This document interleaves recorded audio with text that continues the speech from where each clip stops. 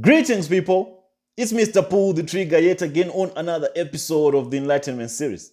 So, following up to the previous video that I did, in which the alleged Cameroonian father of the alleged baby testimony, there are so many inconsistencies as well in his statement. And Jeremiah Omoto's people, they finally released the video on their end. But this time around, they've released the edited video, in which he's actually mentioning his name.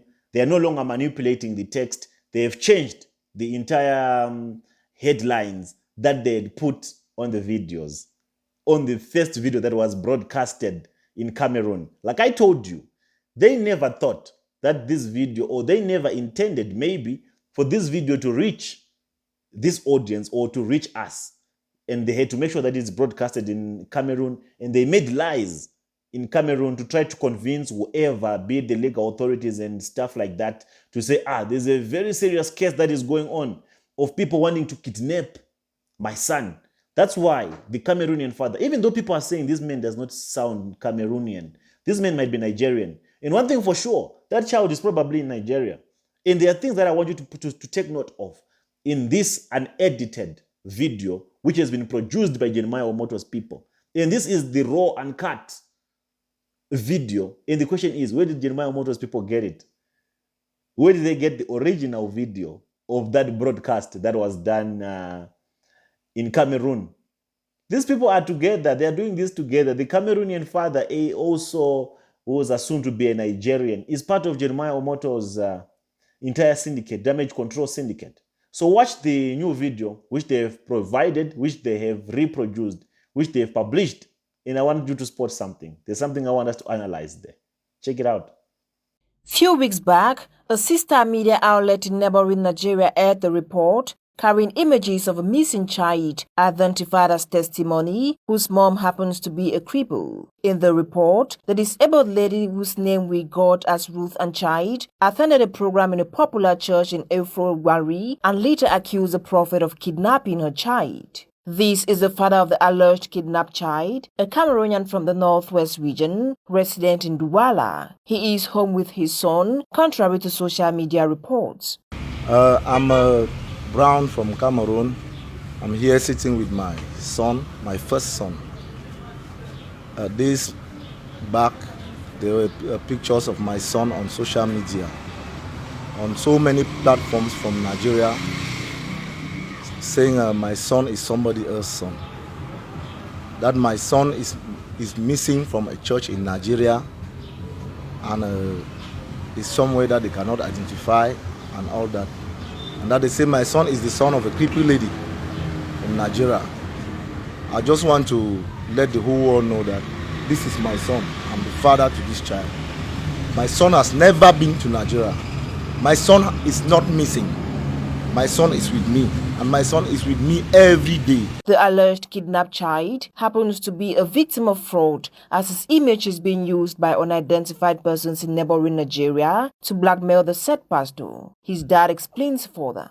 When I heard of this news that my son was missing, I was so shocked, I was so broke. I had to go deep down to verify some information about this, and I saw that my son was even at the verge of being kidnapped if I was not reasoning well enough. So I just want to tell all those involved looking for trouble, whatsoever thing they are thinking, what they are doing, they should know that it is totally wrong. It is totally wrong. They are using the pictures of my son illegally, without my consent, without anybody's consent. The 8-year-old child, who is in Cameroon with family, says he has never been to Nigeria. My name is not Testimony. I don't know Nigeria. I am here with my father. I've never been to Nigeria. I am here with my father. Family of the boy whose image is being used in Nigeria came out publicly to set record straight while hoping perpetrators of the act are arrested and the law takes its full course. First and foremost, the thing that I want you to spot out before it vanishes into the air. The man said he has never been to Nigeria. He does not know anything that is going on in Nigeria. That is a blue lie. When we go to this man's profile, Andy Brown as he calls himself, it shows that he has checked in in various hotels in the country of Nigeria back in 2018. I always tell people that in this world, it's not that easy to deceive people or to lie to people in this digital world, because there are always footprints. In as much as you think you can do damage control, cover up some traces, there'll always be loopholes, some certain things that you can't remove, that you can't add, or that you can't manipulate. Check at this screenshot, which is from his profile, which shows his previous check-ins. As you can see, on July 9, 2018, he signed in, he checked in Vienna Hills Hotel and Suites, Abakaliki? That is in Nigeria in 2018. But in the interview, this gentleman is saying that he has never been to Nigeria. Again, another hotel on the 10th of July 2018. He checked in Omoto Paradise Hotels Limited, Lagos, Nigeria. He visited on July 10, 2018. There are no amount of lies that can be used to cover up lies. That's why people say that the truth is constant. In the interview, he's on record saying that he has never been to Nigeria. But in 2018, his Facebook profile indicates that he has checked in on these 2 consecutive days in the nation of Nigeria, in these hotels. These hotels are in Nigeria. Or maybe people would think, no, you just took a screenshot. It could have been anyone's profile. So I did a small demonstration, a small live demonstration, so that we can make people believe beyond no reasonable doubt that this thing is not made up. This gentleman was indeed in Nigeria back in 2018. So he's very familiar with the Nigerian landscape and he knows much about Nigeria. Everything he's saying, it's just a narrative that he wants to say is propaganda for Omoto for fame. Check this small demonstration, this live demonstration, to prove the point that I'm trying to make, that this man indeed checked in Nigeria back in 2018, probably a year before baby Testimony was abducted. Greetings, people. It's Mr. Pull the Trigger. Yes, so this is my profile. This is me in this corner here. As you can see me as I live record the screenshot from Andy Brown's Facebook profile. As you can see, this demonstration is live. To those of you who have visited this profile, I can even send him a request here, or I can even cancel it, just to show you that I'm live on his platform. This is his platform. 3 days ago, he posted about his dad, resting the Lord dead. I'm sure the dead passed away. I wish if he had taken time to educate this man to stop working for false prophets. And then on the 3rd of June, something I want to show you again here. As you can see here, you see these pictures? These are pictures of his son. I don't know what event was being held there. These pictures, according to people that are closer to Jeremiah Omoto's people, they are saying these pictures of this boy, Andy Brown's boy, were taken in Prophetess Disgrace's church. This church here, it's a Nigerian church. It's Prophetess Disgrace's church. And they were taken on the 3rd of June. So what was Andy Brown doing in Nigeria on the 3rd of June? In that time, this son as well came out. They brought him on live to say he has never been to Nigeria. But on the 3rd of June, they took these pictures of Andy Brown's son in Prophetess Disgrace's little shrine. But they came on live broadcast to say they've never been to Nigeria. Do you see the lies that keep on coming from Omoto's people? So pathetic. But that's not the purpose of this video. The reason why we are recording this video is to show you the times that Andy Brown visited Nigeria and the time he was in Nigeria. So on his profile, if you go on his profile, this is Andy Brown's profile, you must click here where they show you that see Andy Brown's about info. Under this section, that's when we will be able to tell when more details about Andy Brown. If you click here, it will take you to all the places that Andy Brown has worked, where Andy Brown went to school, places he lived, basic info. And then you come here on this segment, which says check-ins. Check-ins, what it practically means is places that you have visited. And Facebook has records of all those things. So amongst the places that Andy Brown has visited, these are the 2 places that I showed you the screenshot of. So as you can see, these screenshots were not taken at random. They were actually extracted from Andy Brown's platform. So this gentleman has been to Nigeria. If you say see more, it will take you here. These are the places that Andy Brown was live at. In Vienna Hotels and Suites, here it is. It is in Nigeria. If you want to make sure that it's in Nigeria, go on the about of the hotel. It's Uzugu, Abakati, Nigeria, for what. It's already indicated here that it's in Nigeria. That's Vienna Hotels. To those of you who might want to know Vienna hotels, there it is. So this brother has indeed been at Vienna hotels, and that's in Nigeria. If you look at Omoto, you click it, you go on the About section, you realize that this one is also in Nigeria. As you can see, 325 Olufemi, Samson Street, Lagos, Nigeria. So I don't know where Andy Brown is getting that information that he has never been to Nigeria, and I don't know why he's lying about it. So go ahead and proceed in watching the video. So from those of you who can relate to the video that I've just showed you, or maybe most of you who are not quite technical or who might not understand what check-in means, you can't edit these check-ins.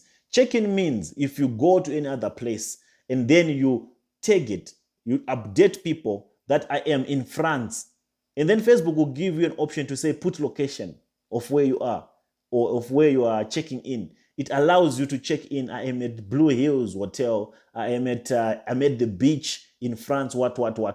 That's what this video means. That this gentleman was indeed checked in Nigeria. So if Andy Brown can lie about his history or his traveling history, what more else is he lying about? What more else is he being used to cover up for Omoto for fame? And he's even seeking justice from the government of Cameroon, or is even seeking justice that, no, I want all the people behind this to be arrested. Andy Brown, no one will be arrested. This does not constitute an arrest. I know the mentality that you have of people being arrested, arrest this, it's coming from Omoto for fame. That's what all people in Nigeria think, that anyone can just be arrested anyhow. There are some countries which respect law, which follow law procedures. If you, my brother, what's your name again? Andy Brown. If you want to sue, if you want to pursue legal charges, do it. On this case of baby testimony, I'm not shaken about anyone who can raise a claim tomorrow, today, or any minute. I'm not shaken. Am I worried about the pictures I put? I'm not. If there are new pictures of any child that looks like baby testimony, I'll post those pictures. I will post those pictures any minute, any hour, without even thinking twice. Bring it to court. And let me trash it. Let me show you that this is useless. Let's prove it to you. This is not a case that you can come and say, we hope justice takes its place. If justice is going to take its place, you, my brother, you also deserve to be scrutinized. There's already an investigation going on about you. Your identity is at question. Your intention is at question. If you're being used to obstruct justice for the missing child, indeed, my brother, you go down together with Omoto for fame. This I tell you. And where's your wife? Why are you using these kids to come and parade on news blogs and TV news presentations on a case that is also involving another child that is missing? Don't you care about the future of your child? If there was a mistaken identity, that is another case. But for you to actually come with your child on TV, is that lying again while you're with your child? What do you think? How do you see yourself as a father? If you misrepresent information like that again with the child, that is assumed to be baby testimony, this makes you an accomplice to Jeremiah Omoto for fame. And when the time comes, you, Andy Brown, in your ignorance, like I told you, an irresponsible father. I said it and I'll say it again. You are an irresponsible father. And I'm highly convicted and convinced that this man, he works for Jeremiah Omoto. They planned this whole thing together with God love. So this whole thing was a plan to try to diffuse and to try to infiltrate or to manipulate the actual case of the missing child, so that they can now come and say, how can Ruth not recognize her child? How can Ruth confuse the identity of her child with someone else's child? So to the conclusion to that, they'll say, so this child is not missing. One thing you must know is everything that they're doing, they're trying to drive towards a conversation whereby the entire public can actually start thinking that Ruth Matthew knows where her child is. That's where they're all trying to drive the narration or the propaganda to make people believe that Ruth Matthew is lying about the missing child, to make people believe that Ruth Matthew is just planning to extort money from Jeremiah Omoto for fame. That's the purpose, that's the reason. Why they keep parading, why they keep coming up with all these damage control tactics and all pushing this propaganda. That was the main reason why they brought in these pictures of a child that looked like baby testimony. But if you listen to my interview that I did with Ruth, on the first encounter that God Love did with Ruth Matthew denied that, this boy does not look like testimony. This boy is not baby testimony. Unequivocally, she denied. But this God Love kept on insisting that it's God Love, it's testimony, it's baby testimony. Ruth Matthew, your son has changed. The environment in which your son has been subjected to has actually contributed to these physical features that are making him look like he's not your son, but he's your son. They tried to manipulate it. But remember, Ruth is in a situation whereby she lost a child. She's willing to do DNA tests with any child that looks like baby testimony. She's willing to be convinced that it might be. After enough time has been spent convincing it that it's your child, it's your child. People change as they age, as they grow up. Physical appearances adjust, they change as people grow up. So they try to convince her that it is your child, it is your child. Until she said, hey, okay, if you say so, then what needs to be done to find him? That was their entire plan. That's what they had planned, to say, how can Ruth forget the appearances of her own child if she's telling the truth? They just want to paint Ruth as a liar, so that the allegations of saying there's a child missing disappear. That's the plan. But it's not going to work. How is it going to work? It can't work. A child is missing, and it went missing at Mercy City. If this child is missing, pull out the CCTV footage from the 15th of April, 2019. Show us that Ruth entered the premises with only 3 children. Show us that this child was not abducted from Mercy City. That's where the argument is, and you can't run away from that argument. Omoto for Feni and your team. Smell the coffee also from your end, and come to realization of this truth, that your entire defense, or our entire defense, will lay on the premises that if you say you are not innocent, if you say you are being wrongfully accused, pull out the CCTV footage from the 15th of April 2019 and show us, back up your claims that this child is not missing, that this child did not go missing inside Mercy City. That is the only one point that is going to crash the entire Mercy City, and they know it. So what can they do is to go around to try to distract people, bring more distractions as possible, many different conversations, allegations, accusations, to make people shift their focus from the big question, where is the CCTV footage? Who are the 2 anonymous women, of which we already know now that one of the women was Precious Lungu, and Precious Lungu is a spiritual daughter to Jeremiah Omoto for Fame. People are saying, oh, now you are saying that you are not saying that Jeremiah Omoto is with the child. I am not saying that, and I have not been saying that, and I can still come here and say that Jeremiah Omoto is with the child. It's legally not binding to me to say that Jeremiah Omoto is with the child. Everything that has been presented so far, it points out that Jeremiah Omoto is with the child. And there are so many reasons why Jeremiah Omoto could be with the child. The child looks like him. The first time he saw the child, he admired the child. The first time he saw the child, his protocol was saying, oh, Papa, this child looks like you. So there are many reasons why Jeremiah Omoto could have kidnapped or abducted baby testimony, so that in the long term, he can bring him up and say, no, this has been my son. My son, does Jeremiah have a son? Does he have a child, a boy? We don't know. He could have adopted testimony, so that as time goes on, he can reintroduce him and make him the heir of the shrine of Mercy City, so that he can take over as the alleged son of Jeremiah Omoto for Fame, since they look alike with Omoto for Fame. That could have been his long-term goal with baby testimony, but we have intercepted it, and it's never going to happen. So baby testimony is no longer in the plan of Omoto's long-term arrangements, which puts his life at risk. He could be the one in charge, who knows, who carried out, who's the kingpin of this abduction syndicate, because it's practically impossible for Jeremiah not to know how the child got abducted in his premises. He saw the footage, he did see the footage. There was not even need for him to see the footage, because he's the one who deployed Precious Lungu and the other lady to go and abduct baby testimony. So we are not running our mouth left, right, and center here. We are still stuck on our same trajectory, that Omoto is behind all this.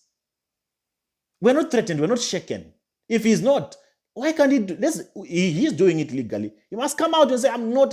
Let's fight this. Let's arrest people. Arrest who? I'm waiting, man. I'm waiting for these clowns. There's a time when he even gave a prophecy that in 4 days the child will come out. I'm going to prophesy confusion in the camp of the enemy. Let me throw a curveball at you again.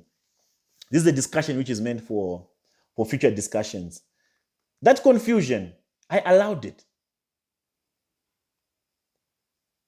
That confusion could not have taken place without my approval, without my consent.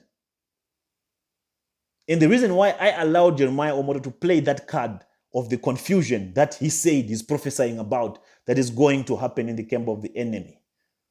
This was me trying to encourage him to bring out baby testimony. Because alongside that prophecy of the confusion, he also spoke about the coming back of baby testimony. So I had to pull the trigger and make sure that the confusion happens. And like I always tell you, and satisfy the ego, his ego, hoping that he'll bring out baby testimony. But he indeed defaulted on his promise. Yet I gave him the confusion. I was not confused. There are so many that were confused out there that allowed the confusion to infiltrate them. That's a disappointment to Jeremiah Omoto for fans, followers, I guess, to think that your father can say there's confusion that is coming and only realize that today that if it was not for me, I would not have allowed that confusion to go through. I had to allow it to press the green button to the confusion so that his first prophecy manifest. That was not a prophecy. That was all cooked. That was all stage managed. You want to know more about it? Then just wait until we get to the point whereby we talk about it. This is just to prove that Omoto cannot prophesy, he cannot see anything. He's incapable, he's incapacitated. He lacks the gift to know what's going to happen tomorrow. More to speak about confusion. His entire plan was to bring out baby testimony on that prophecy. And that I had to allow the confusion to happen, to try to lure him into bringing out baby testimony. But it became double-sided. He listened to Bushiri and other illiterate advisors of his, and he withdrew the release of baby testimony. Yet he had given people the confidence that the baby will come out from anywhere. There's a way to deal with these charlatans, people. There's a way to marinate these charlatans. There's a way to deal with them. I know they're thinking. When I tell you that I've been where they are, I've been working with them, not for them. But believe me, when I say this, I don't want you people to misquote me, to think that I have affiliated myself, I've sold my spirit or my soul to these Nigerian charlatans. Never. I've always been an independent contractor. They come to me. I have a PR firm. I help brands put their names on the map. So we used to help these charlatans who always have cases piling against them. But I've never in my entire life covered a rape case. I have never done any form of PR for them that involves, injustice to people or to vulnerable people. Never.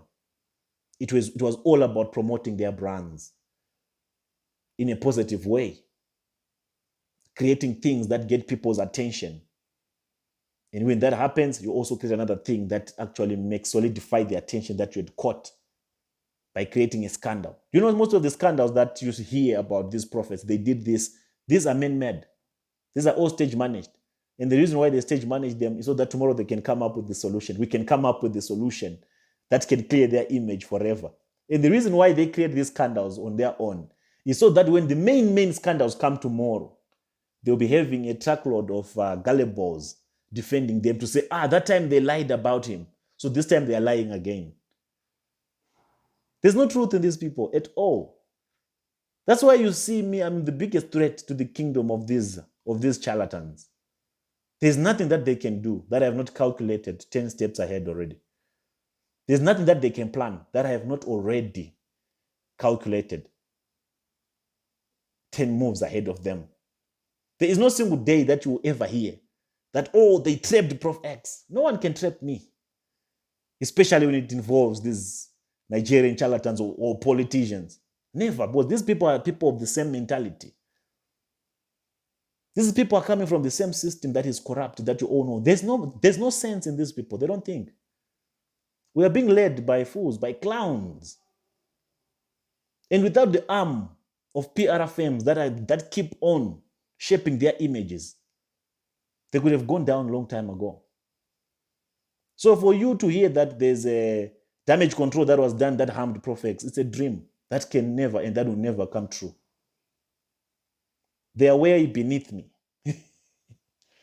Sometimes I make them do what I want them to do without them knowing, unconsciously.